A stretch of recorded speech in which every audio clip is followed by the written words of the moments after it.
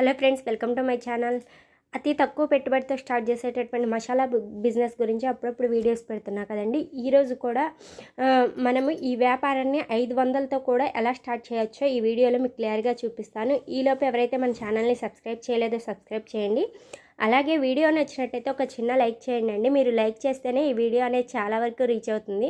అలాగే వీడియోని స్కిప్ చేయకుండా ఎండ్ వరకు చూడండి.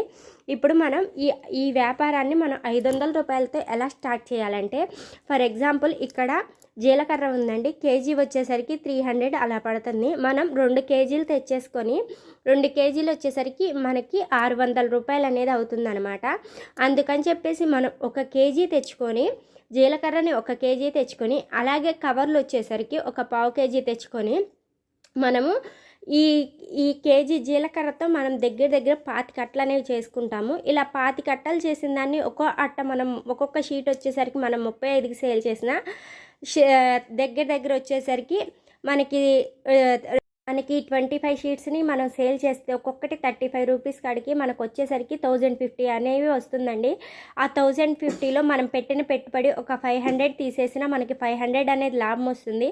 జీలకర్ర చాలా ఎక్కువ క్వాంటిటీలో పోతాయండి. డైలీ వచ్చేసరికి మీరు తెచ్చిన కేజీ ఒకే రోజులో అయిపోతాయి.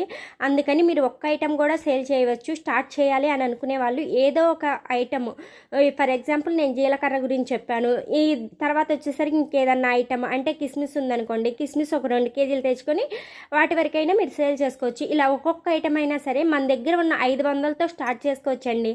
500, 1000 రూపాయలు అలా అయినా స్టార్ట్ చేసుకొని వాటిని మనం పెంచుకుంటా వచ్చే లాభాన్ని స్టార్టింగ్లో మనం ఆశించకుండా ఆ వచ్చిన లాభాన్ని మనం ఇంకో ఐటెం పెట్టుకొని తర్వాత మనం మ్యాక్సిమం ఐటమ్స్ ఎక్కువ యాడ్ చేసాం అన్న తర్వాత నుంచి మనం లాభం అనేది కౌంట్ చేసుకోవాలి.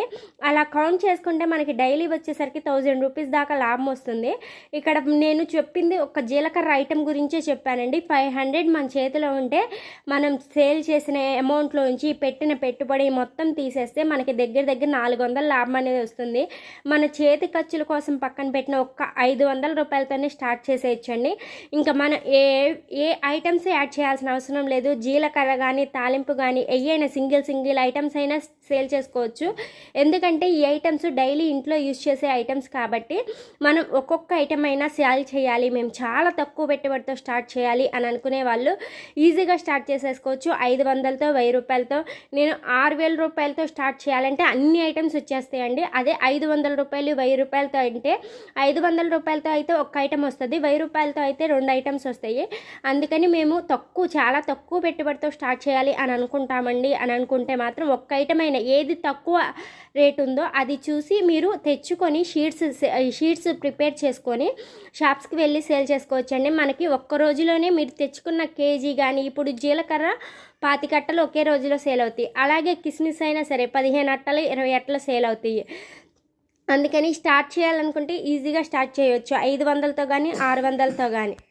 మనం డైలీ ఒక్కొక్క ఐటమ్ని పెంచుకుంటూ వెళ్ళటం వల్ల మనకి 1000 రూపాయలు లాభం వస్తుంది. అలాగే మీరు స్టార్టింగ్లో 500 రూపాయలు పెట్టుబడి పెడితే మీరు సరుకులు అనేవి యాడ్ చేయటం మూలాన మనకి దగ్గర నేను చెప్పిన అమౌంట్ ఏదైతే ఉందో 6000 రూపాయల సరుకులు అనేవి మీరు తెచ్చేసుకోవచ్చు అనమాట. అందుకని మేము స్టార్ట్ చేస్తాము, మాకు ఇంట్రెస్ట్ ఉంది అని అనుకునే వాళ్ళు ఈజీగా స్టార్ట్ చేయొచ్చు.